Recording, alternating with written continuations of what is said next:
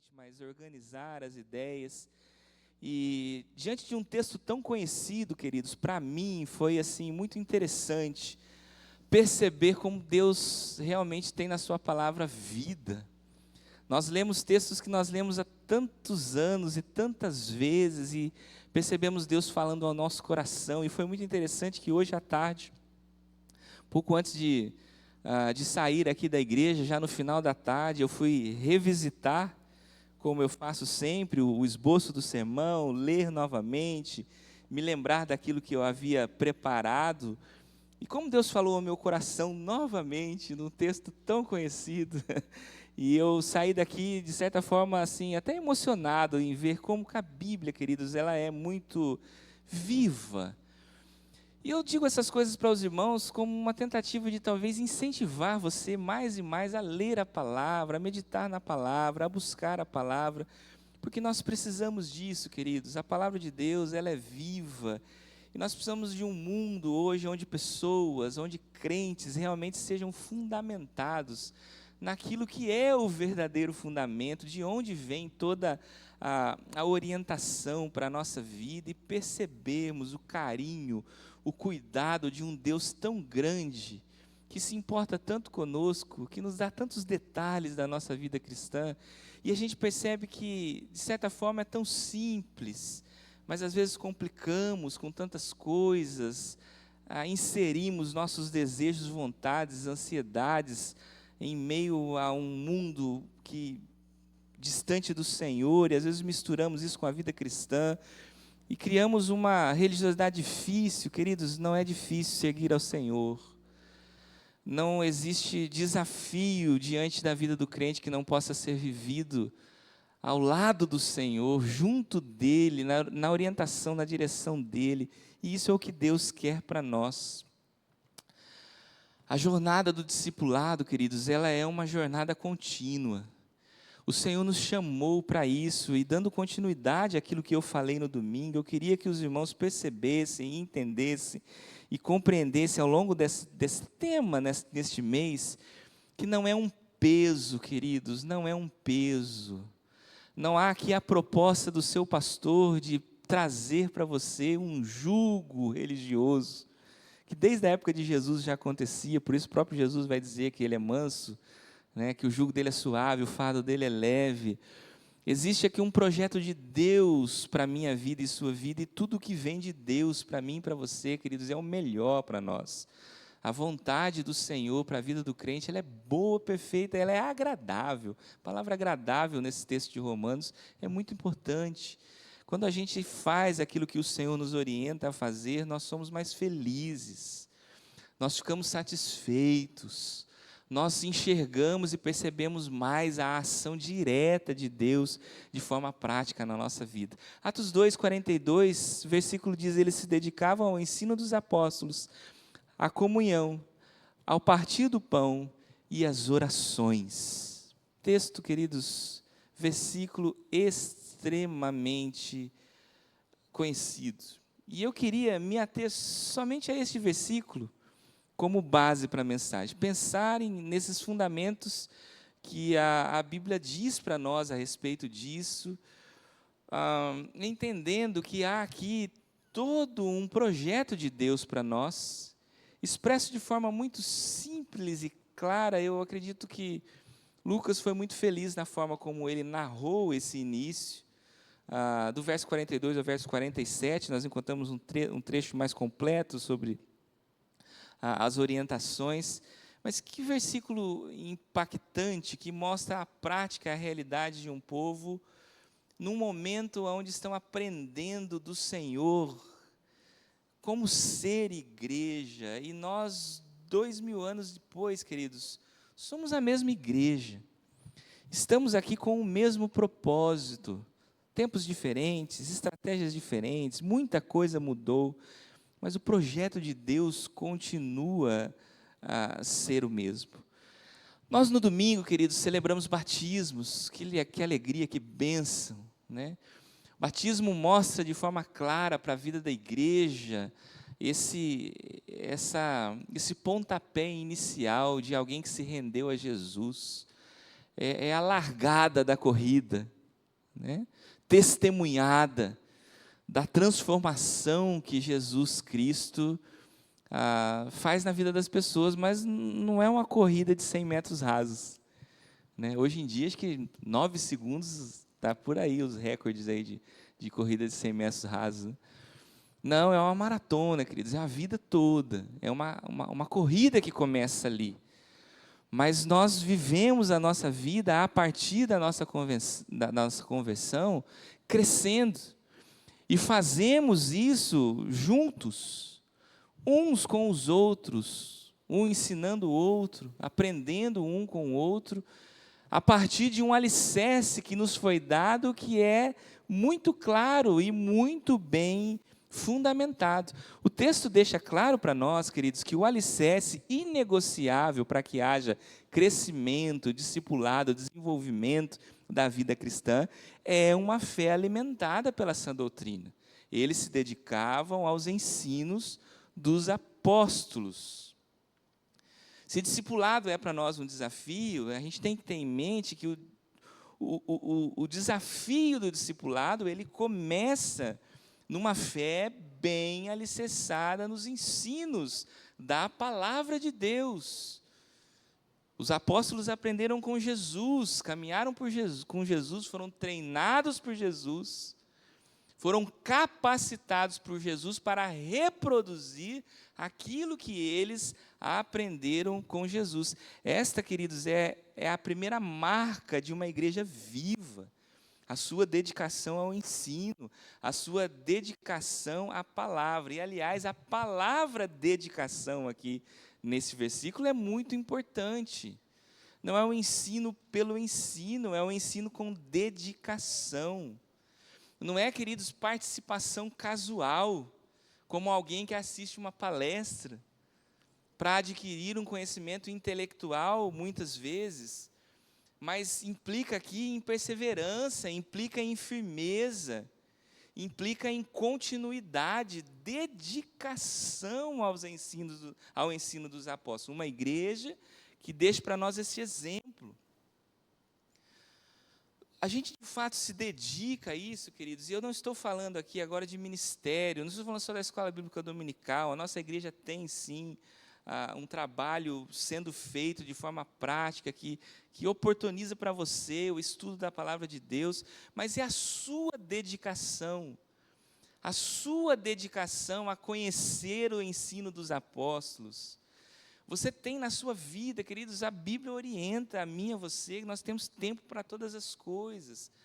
Dentro do seu planejamento, dentro da sua vida cotidiana, qual é a dedicação? Você se dedica aos seus filhos, você se dedica ao seu trabalho, você se dedica a muitas coisas, e nós precisamos nos dedicar a muitas coisas. Assim como precisamos nos dedicar ao ensino dos apóstolos. E se queremos ser uma igreja muito bem fundamentada, se queremos ser uma igreja saudável, a nossa igreja precisa ser uma igreja onde individualmente nos dedicamos e onde coletivamente nos dedicamos ao ensino dos apóstolos. Queridos, eu estou falando para os irmãos hoje aqui de coisas que eu sei que os irmãos já sabem e conhecem. Eu quero crer que nós estamos num grupo de irmãos maduros, que já têm uma caminhada de fé significativa com o Senhor, e que mesmo para nós, queridos, nós precisamos reavaliar o espaço de tempo e de dedicação que nós estamos dando a algo tão fundamental para a vida do crente e, por consequência, para a vida da igreja. Nós não estamos aqui, queridos, para num grupo de pessoas com devaneios pensarmos em coisas, em alternativas, em possibilidades para sermos felizes no mundo que nós vivemos. Isso já está escrito. Os princípios para a vida cristã já estão determinados pelo Senhor. Cabe a nós conhecê-los cada vez mais, uma jornada contínua e de dedicação. E nós vamos fazer isso como? E como que nós vamos praticar isso? Como é que nós vamos ser levados? Como é que nós vamos nutrir isso dentro de nós? Porque se o texto mostra que este é o alicerce, se o texto mostra que aqui está fundamentado, o texto também mostra que a prática disso, a partir deste fundamento, é vivido na coletividade, é vivido na comunhão, é vivido com vida na vida. Se dedicavam aos ensinos dos apóstolos e à comunhão e ao partir do pão.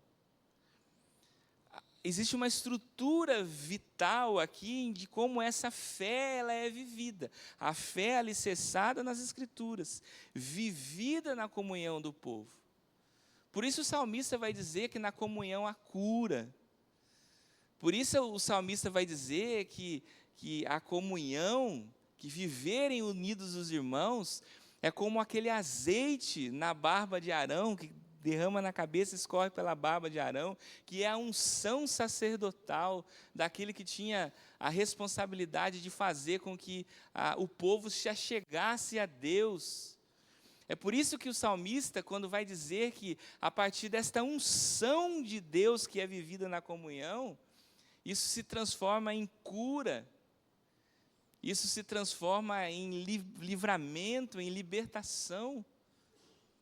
Porque a comunhão, queridos, não é brincar de ciranda na escola com crianças, para estar juntinho, é algo muito profundo. O texto aqui, eu, na verdade, quero simplificar, porque o objetivo não é esmiuçar tanto assim, mas nós poderíamos separar a comunhão e o partir do pão. Sim, são coisas diferentes no texto, uma complementa a outra. A comunhão vai dizer deste princípio, né, da koinonia, a palavra que nós conhecemos bem aqui na nossa igreja, que é essa mutualidade, esta parceria, na verdade, alicerçada e entranhada a partir do sangue de Cristo, que nos torna um em Jesus Cristo. E vivida de forma muito prática, partilhando aquilo que nós temos com as pessoas, ajudando de forma prática, né? Tem aspectos sociais envolvidos aqui. No verso 44, a gente vê também ele falando que os que criam mantinham-se unidos, tinham tudo em comum, que, aliás, talvez valha aqui um parêntese, que eu não vou entrar nesse assunto, que às vezes é vivido hoje e falado de uma forma tão equivocada nas Escrituras. Tem gente que usa isso aqui para entrar nos aspectos de políticos, de um pensamento marxista, que o crente tem que vender, não pode por conta da propriedade privada, porque a igreja é primitiva. Isso aqui, queridos, não entra para essa linha. Isso é uma besteira muito grande, é um equívoco enorme da palavra de Deus. Aliás, já preguei nesse texto explicando mais sobre isso. Existe um contexto, um porquê disso aqui. Eles estavam aprendendo a viver como igreja. Eles tinham uma expectativa muito grande da volta de Cristo. Aliás, muitos dos que venderam tudo o que tinham, depois precisaram ser socorridos e ajudados para poder comprar de novo, né? Então, isso tudo está nas Escrituras, é um todo das Escrituras. Mas o princípio do desprendimento das coisas que tinham, para servir completamente ao Senhor, uns aos outros, continua aqui.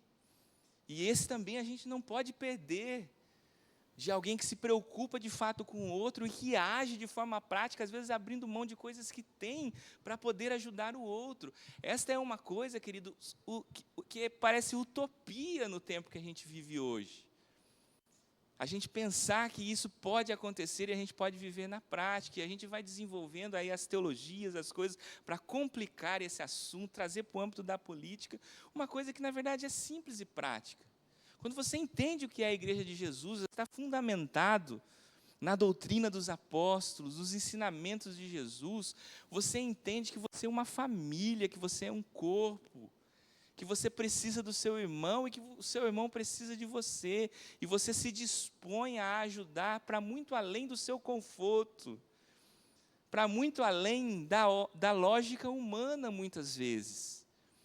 Então, esse princípio está de forma muito clara, estabelecida aqui para nós. Viver em comunhão, queridos, é algo muito, muito sério, e eu vou dizer para os irmãos com toda a sinceridade, eu acho que a gente precisa andar e caminhar muito, tem que comer muito sal aí junto para a gente aprender, de fato, à luz do que a palavra ensina, a profundidade da comunhão. A começar em mim, queridos. Esse individualismo do mundo que nós vivemos hoje, que nos cerca, não adianta a gente pensar que a gente não é influenciado por ele, porque a gente é. Né? Eu sou um cara assim, pensa num homem que gosta da sua casa, quietinho, do seu canto, sem ninguém perturbando. Eu gosto, eu sou assim, é o meu jeito de ser.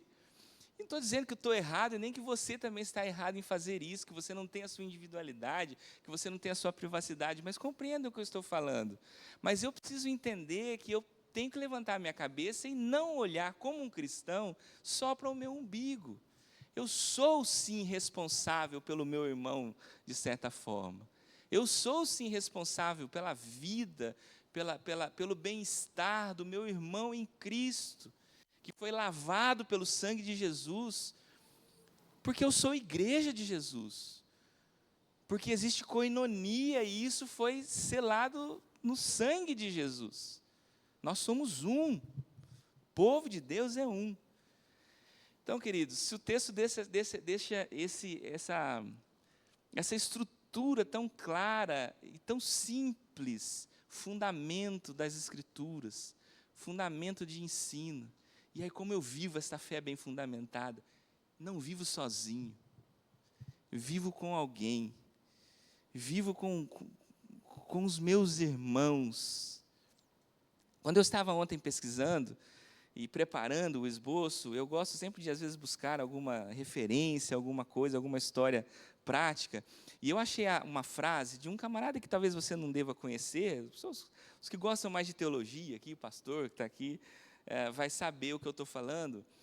E eu falei, eu vou ler essa frase aqui, mas na verdade não é só pela frase, porque eu queria contar um pouquinho a história desse camarada. É um negócio muito interessante, que é o Bonhoeffer, que é um teólogo muito conhecido no meio da teologia, alemão, você não precisa ter lido nada dele, mas quem estudou teologia vai um dia ler alguma coisa desse cara. Esse camarada, ele viveu num momento, e ele tem uma história muito interessante. Ele era um alemão, né, eu não sei pronunciar direito o primeiro nome, acho que é Dietrich Bonhoeffer, a gente chama ele de Bonhoeffer. Ele escreveu um livro, esse livro eu li na época do seminário, que chama Vida em Comunhão. Ele escreveu um outro livro falando sobre discipulado, ele tem esse livro falando Vida em Comunhão, que são os livros que eu mais conheço, mas ele foi muito conhecido por escritos que ele escreveu, na verdade, cartas e relatos, numa época que ele foi preso, né, pelo nazismo, e ele, na verdade, foi morto. E depois eles encontraram isso e fizeram uma compilação, e essa é a obra mais conhecida dele, uma teologia bastante profunda. Mas o que é interessante é que esse camarada, ele era um luterano alemão, né, cristão, na Alemanha, e ele tem o auge da sua vida e da sua teologia desenvolvida num ambiente completamente contrário, que estava caminhando completamente distante daquilo que Deus tinha planejado para a igreja. Porque você pensa assim, queridos, a importância que muito obrigado, querido. A importância que a Alemanha teve para a fé cristã, para a fé reformada, Lutero. Nós estamos falando de um país cristão, que em determinado momento, querido, se desvirtua assim das coisas de um jeito tão absurdo. E tudo aquilo que a gente sabe e conhece do nazismo acontece dentro de um país com fundamentação cristã, com teologia cristã, com igrejas, e de uma forma muito sutil, e o diabo é assim, eu acho que isso que a gente tem que perceber. Aquele povo cristão, de igrejas cristãs, de fé reformada, se influencia completamente por aquilo. E são poucas as pessoas que realmente ali dentro do povo, que conseguem perceber a loucura que o nazismo estava promovendo e tudo aquilo que a gente já conhece. Bonhoeffer foi um desses caras. Ele era um pastor e ele se opôs. E ele teve coragem de se levantar contra. E ele teve coragem de desenvolver num ambiente onde crescia, e eu estou falando antes da Segunda Guerra começar, estou falando do momento onde aquilo estava sendo construído dentro da nação. Em levantar uma bandeira para falar da importância de ser discípulo autêntico de Jesus, de viver uma vida que agrada ao Senhor, de escrever uma obra falando sobre vida e comunhão da igreja, da importância de caminharem juntos, de que ninguém é mais importante do que ninguém, de que ninguém é maior do que ninguém, que à luz dos ensinamentos de Cristo nós somos todos iguais. E aí ele tem uma frase nesse livro que ele fala: quem não consegue viver em comunhão com seus irmãos, também não consegue viver em comunhão com Deus, porque uma coisa está atrelada à outra. Agora, ele escreve isso num momento onde completamente ao seu redor, ele está cercado de uma oposição ferrenha. E o final da história dele é triste, porque no final ele acaba sendo preso, né? Ele morre pouquinho antes da Segunda Guerra terminar. Aí vem a Segunda Guerra, todas aquelas coisas acontecem, né? Meses antes do término da guerra, ele é morto. Mas dedicou a vida a isso. Dedicou a vida a esse princípio de que nós somos um povo que precisa caminhar unido, que amamos uns aos outros. É um exemplo, querido, de vida extraordinário. Aí eu olho para o nosso redor hoje assim, e nossa situação é muito melhor que a dele. Nós podemos falar que enfrentamos qualquer tipo de dificuldade hoje nesse mundo, mas, meus irmãos, todo mundo aqui conhece. Estou falando com gente esclarecida aqui. O que é que foi aquele negócio que aconteceu lá na Segunda Guerra? Nossa, horrível. É uma coisa fora. Tem hora que eu não gosto nem de ficar vendo muita coisa. Assim, a gente assiste filmes e documentários, assim, aquele negócio parece que rasga a gente por dentro. E você tem um camarada que está no meio daquele contexto e que não se deixa levar fundamentado de fato na palavra, não na religiosidade do momento, mas na palavra, um cara fundamentado na palavra, no ensino dos apóstolos, que começa a falar sobre comunhão, começa a falar sobre partir do pão, começa a falar sobre... Isso é extraordinário, queridos. Deus nos capacita sim. Eu não preciso ser diferente dele, nem você. Nós temos o mesmo Espírito Santo de Deus, que é quem faz essa obra no nosso coração, que é quem nos ajuda. E esta é a proposta bíblica, queridos.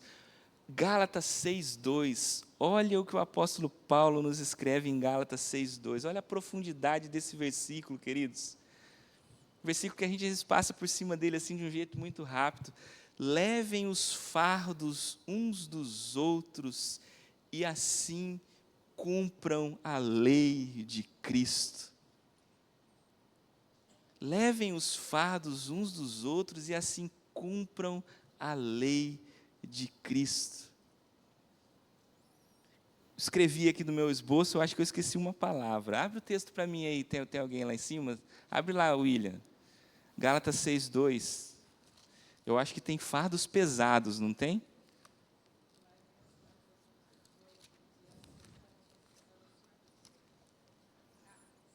A minha versão, na minha Bíblia aqui, ela está cargas pesadas. Aqui está sem, né? Então eu devo ter tirado. Tem que olhar o original. Eu não fiz isso, então eu não vou falar. O pastor Werner me ajuda depois no original. Mas, queridos, você consegue perceber a profundidade disso?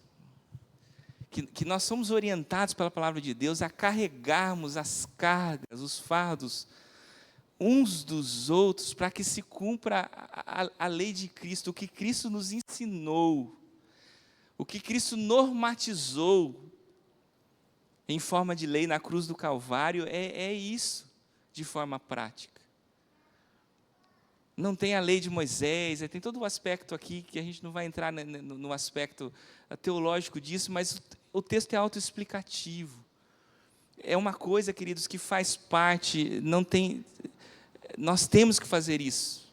Não tem como ser cristão e cumprir aquilo que nós aprendemos e fomos ensinados com Jesus, se nós não carregarmos os fardos uns dos outros. Muito bem. A partir disso, queridos, a gente precisa de uma energia para poder fazer essas coisas todas.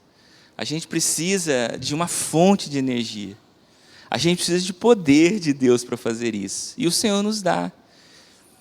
E o Espírito Santo é esse poder, e você sabe sobre isso. Mas aqui no texto, de forma sistemática, o ensino dos apóstolos, a comunhão, o partir do pão e as orações. O povo de Deus precisa orar. As orações. Eu acho interessante, Está no plural, as orações. Por que não há oração? Porque as orações. Se você ler o texto todo e você perceber no contexto, o fato de estar no plural aqui deixa bastante claro para a gente que ele está falando de movimentos de oração, de momentos de oração. Está falando de uma igreja que tinha por objetivo parar para orar. As orações que o povo fazia, o culto de oração. Não é só a oração individual, espontânea ali daquele momento. Lógico que está embutido no contexto aqui. Mas tempos designados, momentos, ritmo de oração. A oração, queridos, aqui para a igreja primitiva, nesse contexto, ela aparece de forma muito clara que ela não era um encerramento de uma reunião, que ela não era na individualidade de alguém conversando com Deus, mas era um movimento. Pessoas que viviam fundamentadas nos ensinos dos apóstolos, viviam com profundidade comunhão, que vivia com profundidade o partir do pão e as orações, o movimento, o tempo designado de oração. Queridos, sejamos honestos, vamos ser muito honestos, qual é o lugar que de fato a oração representa na nossa vida individual? E aí agora eu vou dizer, qual é o lugar da oração na nossa igreja, como povo de Deus? Qual é a prioridade que nós damos, queridos, à oração enquanto igreja de Jesus? Porque, meu amigo, minha amiga, nós corremos um risco muito grande de, às vezes, sentarmos, planejarmos, trabalharmos, organizarmos, suarmos a camisa com projetos e pedimos para que Deus abençoe os projetos. Correr atrás, com intenção boa, com bom desejo no coração, a partir de uma necessidade verdadeira, e pedir: Deus me abençoe. Mas não é assim. É orar, é pedir de Deus a direção, é começar com a oração, é começar com a orientação de Deus, é estar fundamentado na oração. A oração é alicerce, é a partir da oração, a partir da certeza de que o que está sendo feito, planejado, conduzido, vem do Senhor. É uma consciência individual e coletiva dentro da igreja, de uma igreja que busca o Senhor, de o que está sendo feito, planejado, organizado, estruturado. Não é só para pedir a bênção do Senhor, mas vem do Senhor.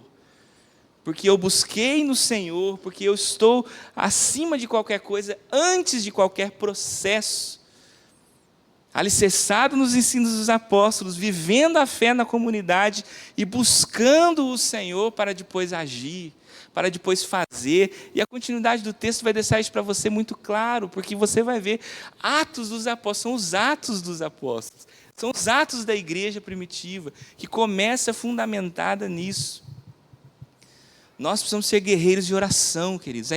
Nossa igreja precisa ser uma igreja que ora com intencionalidade, que ora com o propósito de buscar do Senhor a direção. Nós precisamos ensinar aos nossos filhos a orar. Como eu falho nisso dentro da minha casa, meus queridos? Dentro de um ativismo, de uma religiosidade, às vezes de orações na hora do almoço, de tantas coisas assim, de uma forma tão automática dentro da minha casa. Mas eu tenho uma filha de 14 anos, e eu lendo esse texto hoje à tarde, eu falei assim: eu não estou ensinando a minha filha a importância da oração como eu deveria ensinar. Porque a oração é a base de tudo. A minha filha precisa aprender e entender que para a vida dela se desenvolver de forma plena, diante da boa, perfeita e agradável vontade de Deus, ela tem que ter um relacionamento com Deus, de começar a buscar ao Senhor antes de tudo na vida dela. É isso que está sendo proposto aqui, não individualmente, mas para a igreja toda. Por que é que a gente vem na igreja na quarta-feira?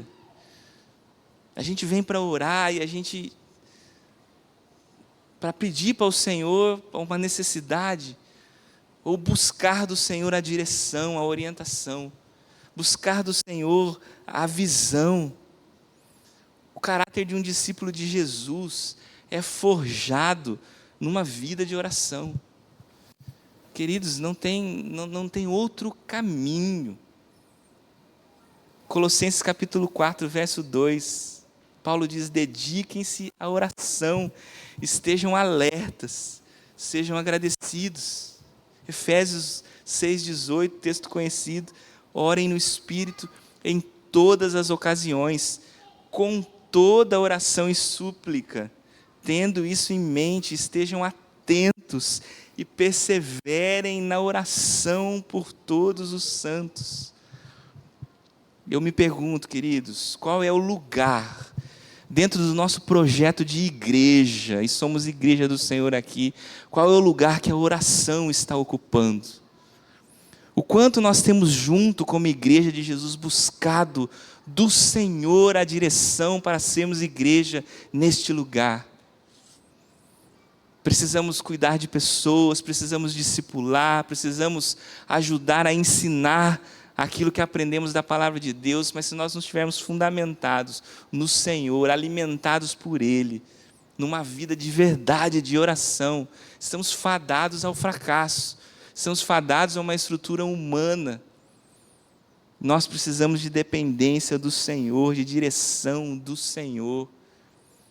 E esse é o desafio para nós, queridos.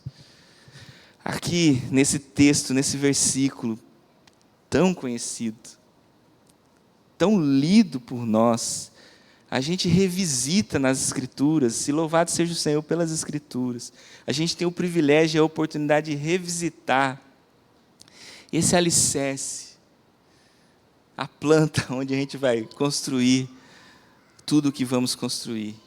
Fé alimentada pela doutrina, fé vivida com profundidade e comunhão, fé capacitada pelo poder das orações. E, meus irmãos, de fato, para encerrar, não é um cardápio de coisas, eu tenho falado um pouquinho sobre isso para você escolher uma vida de oração, uma vida de comunhão. Não são opções, é alicerce. É como nós precisamos, é o ponto de partida.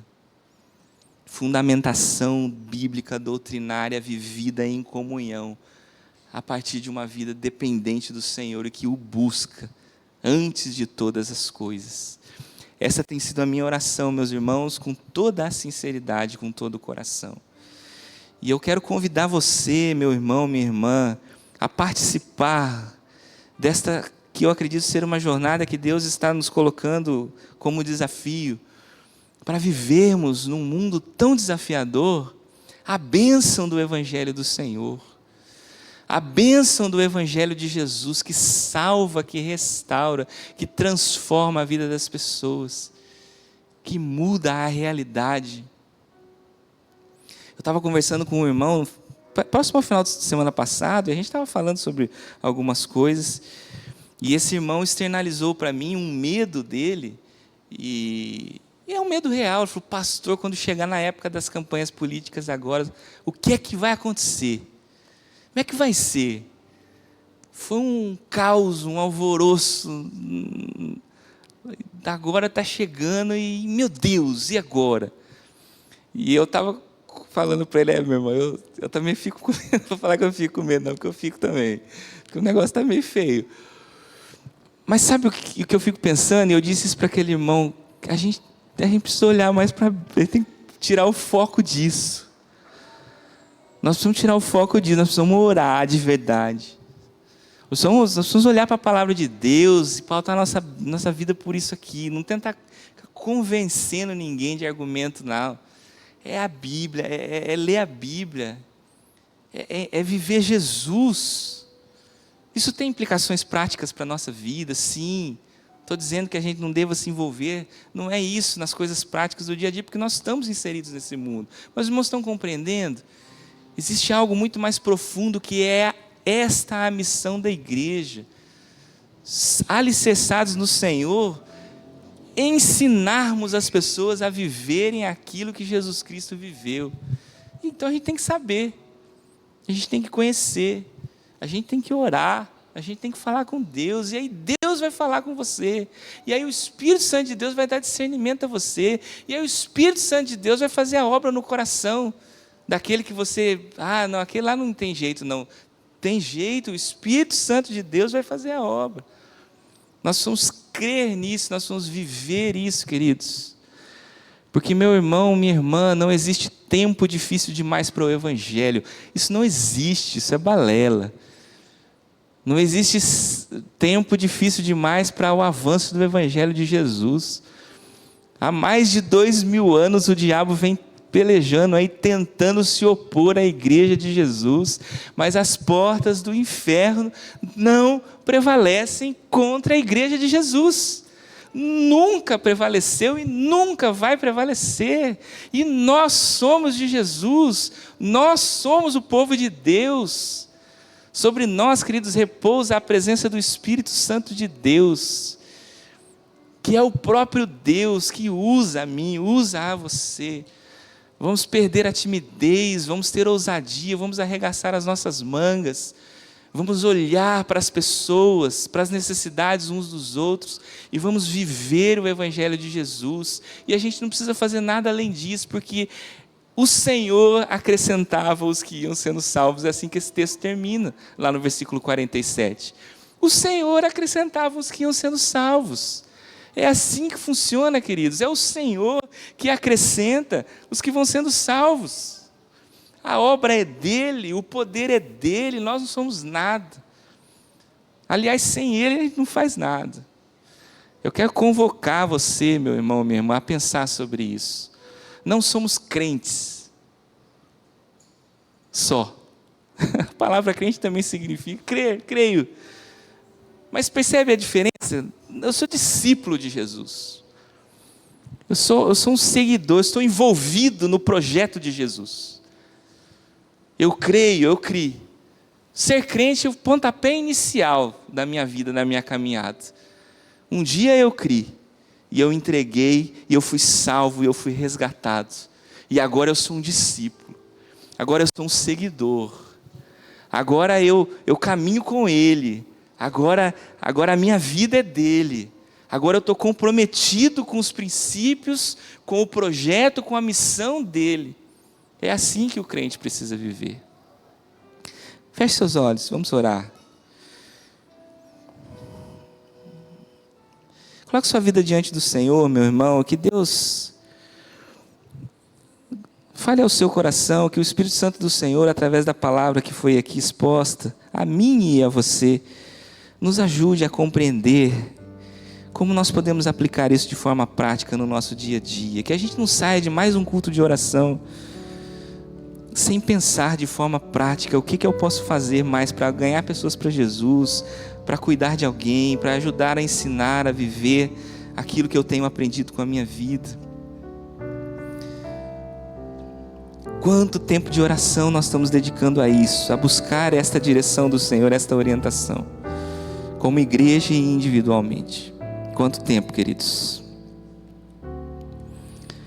Pai bondoso, eu agradeço ao Senhor pela Tua palavra, viva e eficaz.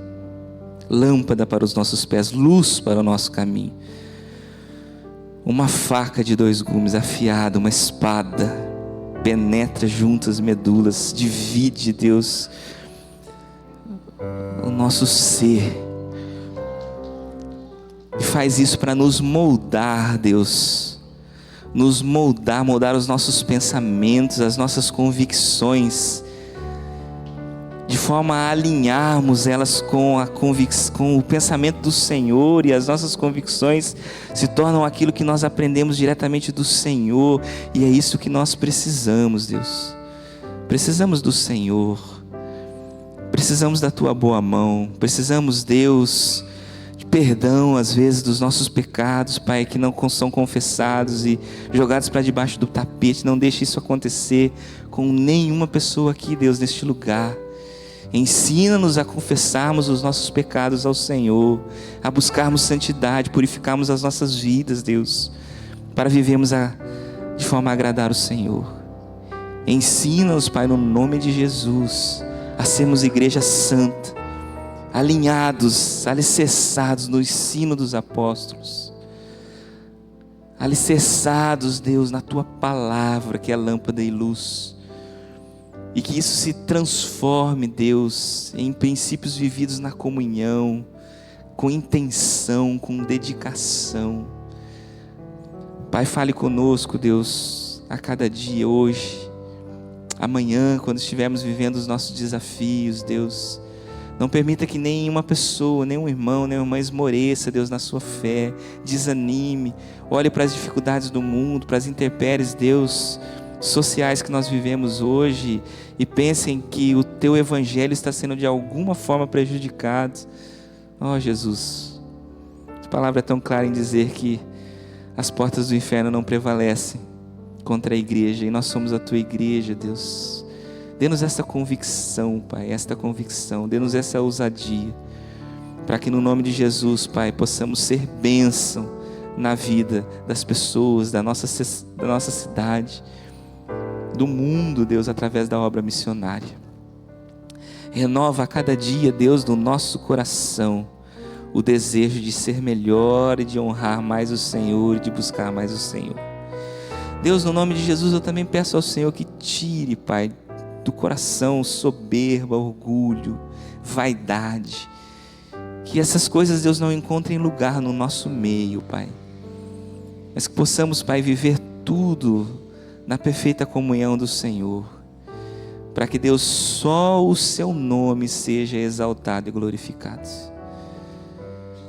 Esta é a minha oração, e eu a faço no nome santo de Jesus. Amém.